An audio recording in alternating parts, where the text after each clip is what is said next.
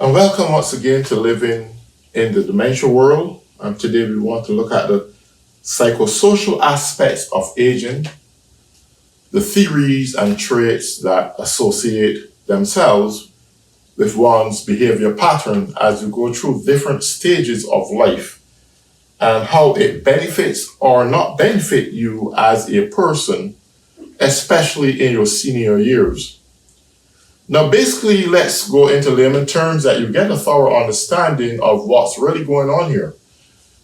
As a child growing up in your household, and you want to take it from a micro level, your behavior pattern for life is shaped within your household. Whatever goes on in your household, the behavior pattern of adults somewhat structured your life for tomorrow.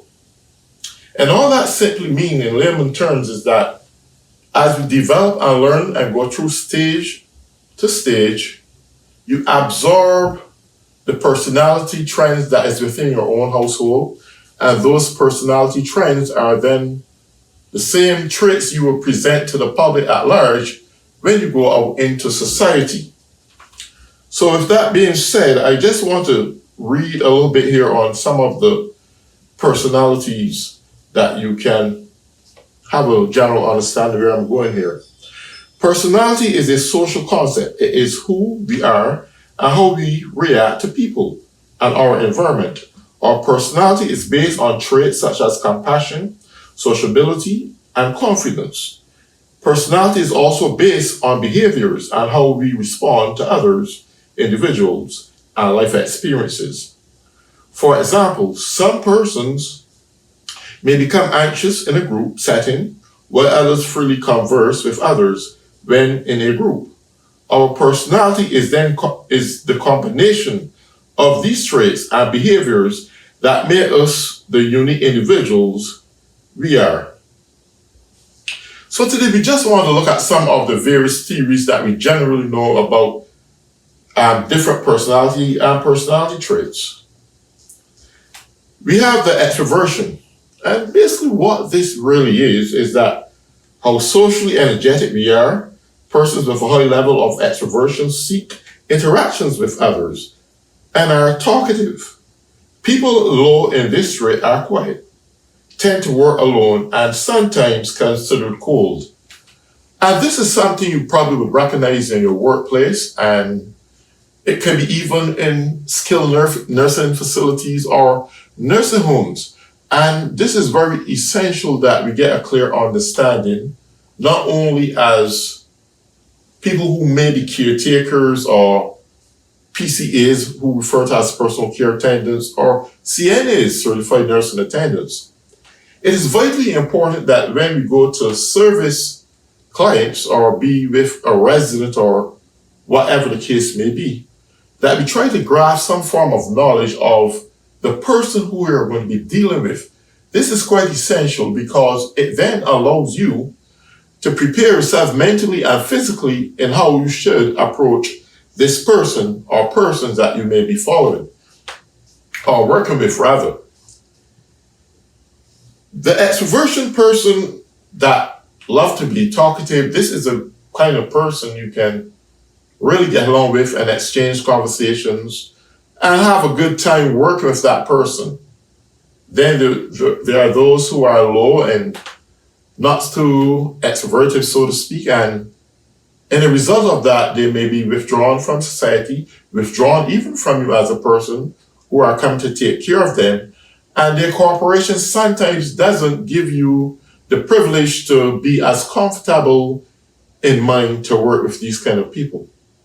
Now, with that being said, we must understand as individuals working with extroversion or under extroverted people is that you know what to expect and what to look for so that you can have a more confident way of dealing with such people or individuals, so to speak.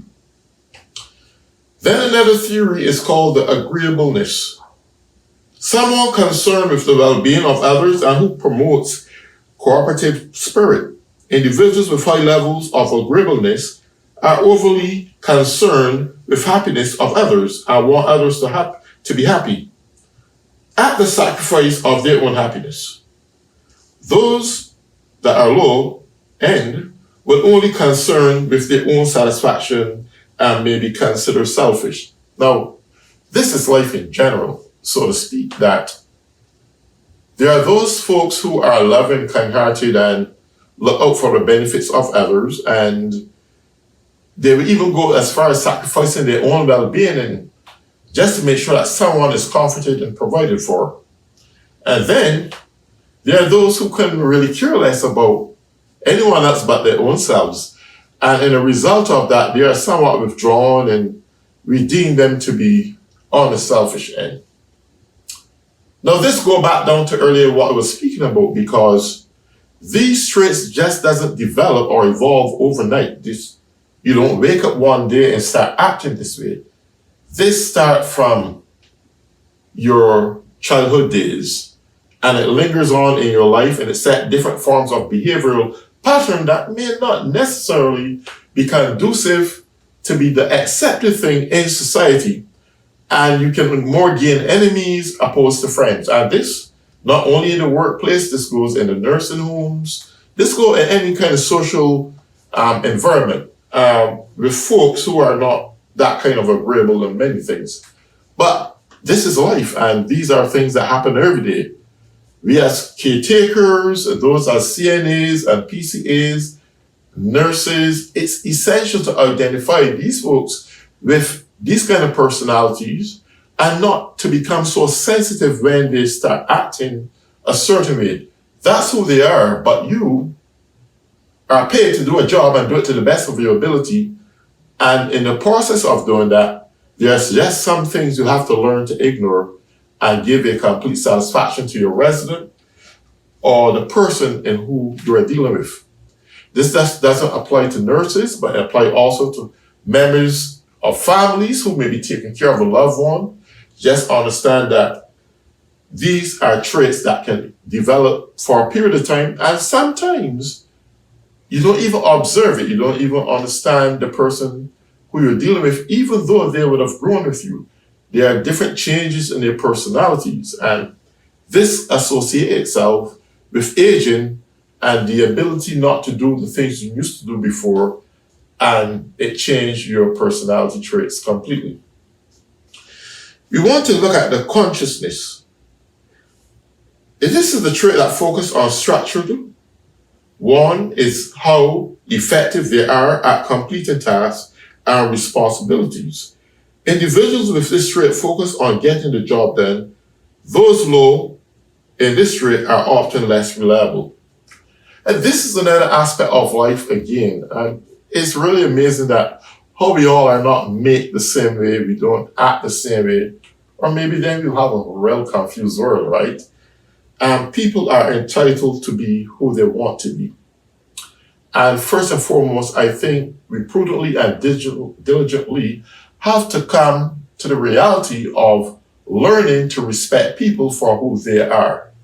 Not to be too combative in any form. There are people who are just not that kind of person you're looking for. But nevertheless, it's of great essentials that you respect them and do what is right, especially when you're working in the medical business.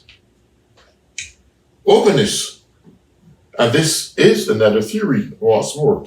The tendency to be imaginative, open-minded, and curious.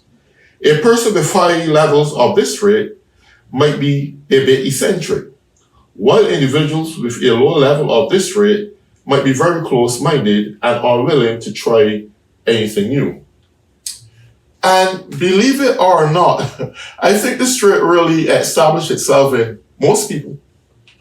And the reality is that humanity as a whole sometimes are very skeptical of trying new things. They're not too encouraged to get open-minded or be curious. Not that there aren't folks who are like that, but we have to look at the times we are learning in. The folks who are somewhat close-minded opposed to open-minded can be simply affected by what's going on within the environment, externally speaking, whether it be political views, whether it's through cultural and diversity, laws. There are a whole lot of existing factors that doesn't necessarily enables a person to be so open.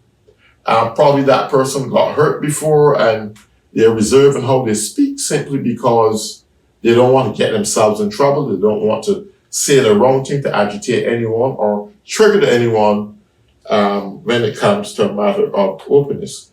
So that person remain very withdrawn at some points. They're very slow to speak, and that's a good thing.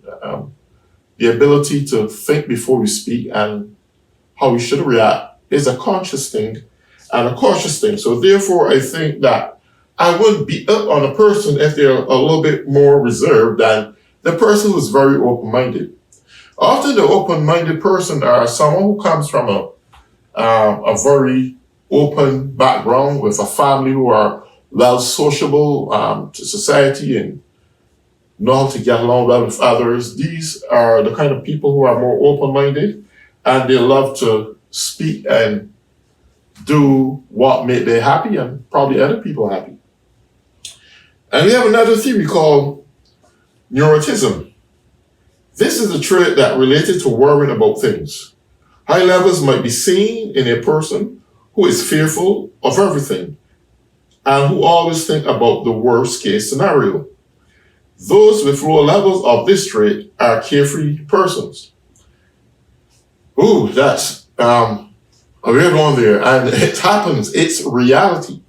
There are folks who are very worried and everything that they see or want to do, it always presents some kind of danger.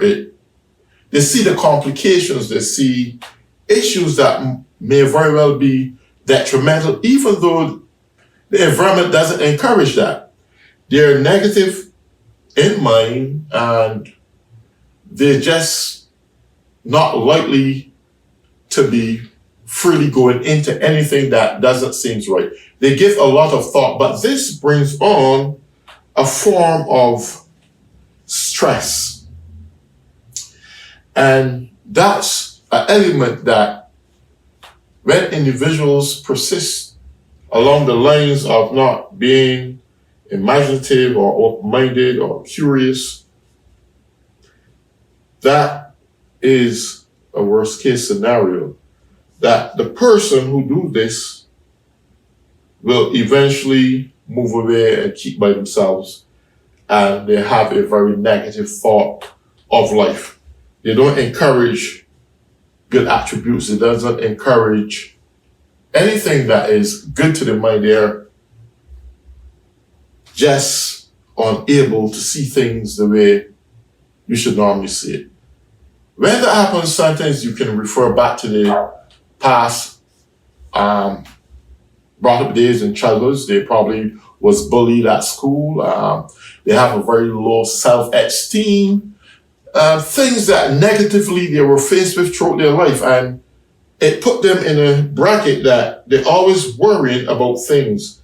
They always see the negative opposed to see the light or the positive things that may come out of it.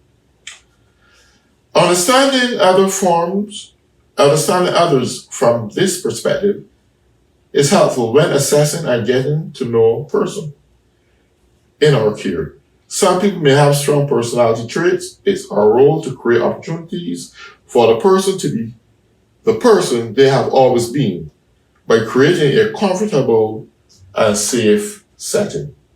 So back again to the caretaker who have residents in their hand or a client to deal with who may be somewhat negative in thought. You have to be able to be the mature one. You have to be the sensitive one, but positively sensitive to their needs and how they think, and try to serve them to the best of your ability that they can gain some confidence in you. And who knows, over time, you yourself may be the responsible one to enable them to come to build some form of confidence and positive outlook in their lives by you doing the right thing.